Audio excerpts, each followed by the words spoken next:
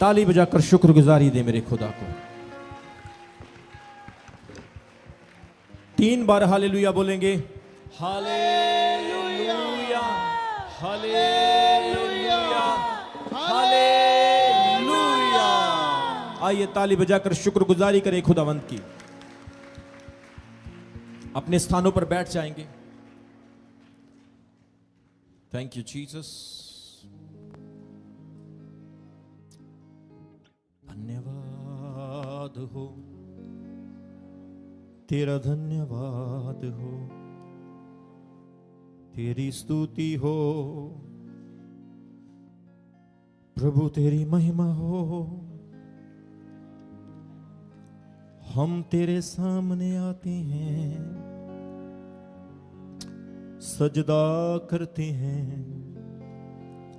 तुझे आदर देते हैं। तू हमारा रचने वाला परमेश्वर है, तू हमारा बनाने वाला खुदा है। ओ लॉर्ड जीसस, तेरी महिमा हो। Thank you Jesus. सब बोलेंगे हालेलुया। कितने लोग आज प्रभु में आनंदित हैं? How many of you feeling the power of Holi spirit here? आप में से कितने लोग परमेश्वर की सामर्थ को महसूस कर रहे हैं? सचमुच प्रभु हमारे दरमियान है, सचमुच परमेश्वर का अभिषेक हमारे बीच में है। आज परमेश्वर आपको ब्लेस करेगा, आज परमेश्वर आपको चंगा करेगा। खुदावंत का छुटकारा, उसकी ब्लेसिंग आज आपके जीवन में आएगी। आपको इस बात को समझना होगा कि we all are created by God. हम सब परमेश्वर के बनाए हुए हैं। किसी इंसान ने मुझे और आपको नहीं बनाया, किसी टेक्नोलॉजी ने आपको और मुझे नहीं तैयार किया है, किसी इंसानी सोच ने हमें नहीं बनाया। हम सब परमेश्वर की हाथ की बनाई हुई योजना है, हम उसकी रचना है। और जब तक आप खुदा में हैं, मैं आपको सच बता रहा हूं, आप ब्लेस फील करेंगे। आप हमेशा अपने आप को खुशी में, सुकून में महसूस करेंगे। लेकिन जैसे ही आप खुदा से अलग हो जाएंगे, आपकी जिंदगी शैतान के हाथ में आ जाएगी और वो अपने कामों के लिए, गलत चीजों के लिए आपको यूज करेगा और आपकी जिंदगी टेंशन से, डिप्रेशन से, आपकी लाइफ तरह तरह की प्रॉब्लम से भर जाएगी। इसलिए जब खुदा ने आपको बनाया है, जब परमेश्वर ने आपको रचा है, तो इस बात को याद रखें कि ये संसार पाप से भरा हुआ संसार है और इसमें हमें रहते हुए कमजोरियां आ जाती हैं, हमारी लाइफ में वीकनेस आ जाती है। कितने लोगों को मेरी बात की समझ आ रही है? भले ही आप कितनी प्रार्थना करते हैं, भले ही आप कितना ज्यादा चर्च आते हैं, लेकिन शैतान की, पाप की इस दुनिया की पूरी कोशिश होती है कि वो आपको करप्ट करे। He always trying to corrupt you. वो आपके अंदर कमजोरियां लेकर आता है। मैं एक बड़ी खास बात आज आपको बता रहा हूं, आपको इसे आत्मिक तरीके से समझना है। पीछे ब्रदर थोड़ी आवाज खोल देना, ये नीचे वाले मॉनिटर्स में भी खोल देना, सबको साफ सुनाई देना चाहिए। जैसे मुझे सुनाई दे रहा है वैसे उनको भी।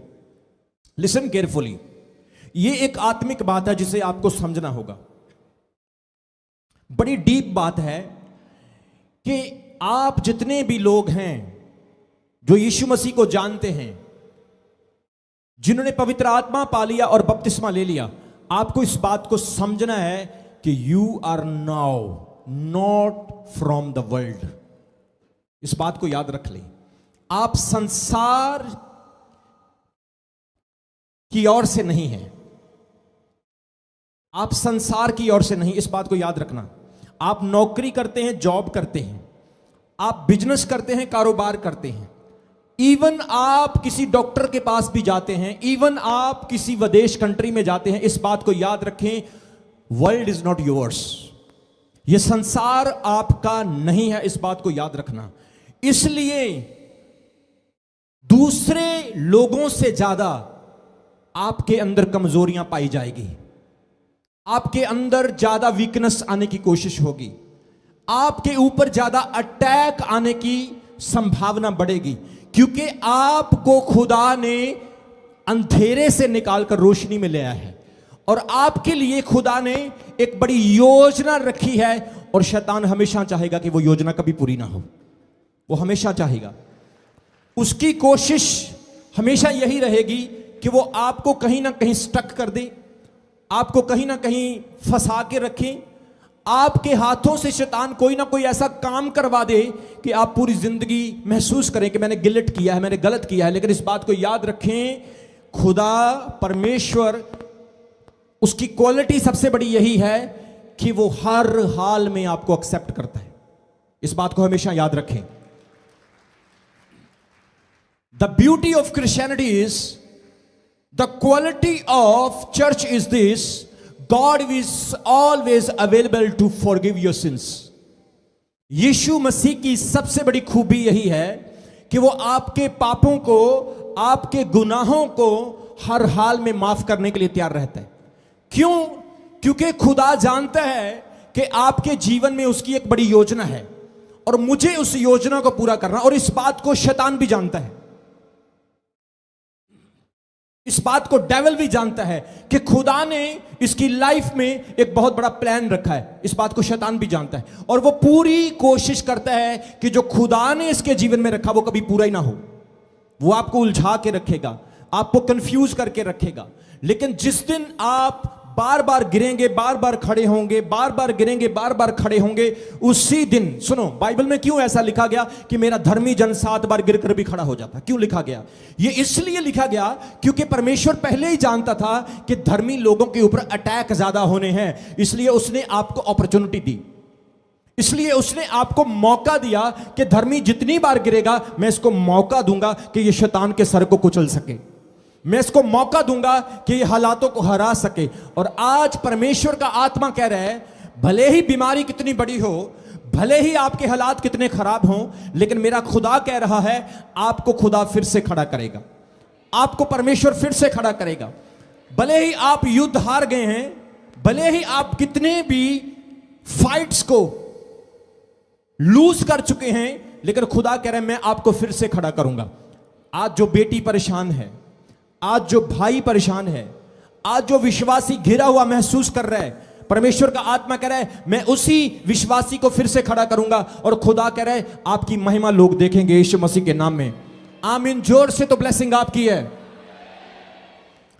इसलिए याद रखें, शैतान हमेशा कोशिश करेगा आपको गिराने के लिए, आपके अंदर कमजोरियां पैदा करने के लिए, क्योंकि परमेश्वर ने आपकी लाइफ में एक प्लान रखा है। अपने पड़ोसी को बोलो प्लान, बोलो योजना।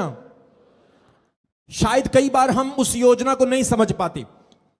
एक पास्टर होते हुए, एक विश्वासी होते हुए कई बार हम उस प्लान को नहीं समझ पाते जो खुदा ने हमारे लिए रखा होता है। लेकिन इस बात को हमेशा याद रखें, शैतान आपसे ज्यादा जानता है कि आपके जीवन में प्रभु का क्या प्लान है। आप शैतान को क्या समझते हैं, क्या हल्का समझते हैं उसको? बाइबल कहती है अगर शैतान खुदा के सिंहासन के सामने जा सकता है तो आपके घर में आना, आपकी लाइफ में आना शैतान के लिए कोई बड़ा काम नहीं है।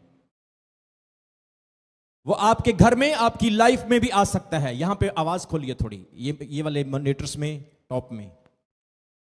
इस बात को याद रखें, शैतान आपके अंदर कमजोरियां, आपके अंदर वीकनेस को पैदा करेगा, लेकिन मेरे खुदा की ये क्वालिटी है, मेरे परमेश्वर की ये खूबी है कि वो आपकी कमजोरियों में वो आपको और शक्तिशाली बनाएगा, आपकी कमजोरियों में वो आपको और ज्यादा ताकतवर बनाएगा। आज आप गिरे हैं, आप कमजोर हैं, परमेश्वर का आत्मा करे आप और ज्यादा आगे बढ़ेंगे यीशु मसीह के नाम में।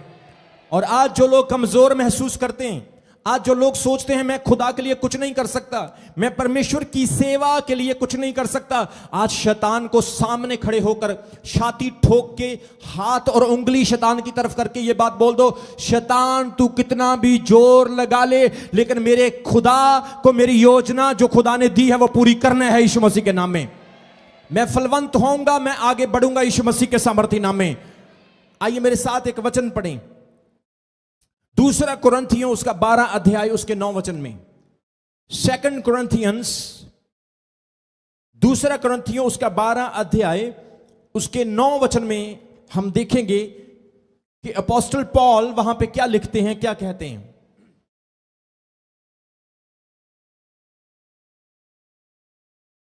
Thank you Jesus. दूसरा कुरिन्थियों की पत्री, उसका 12 अध्याय, उसके 9 वचन में,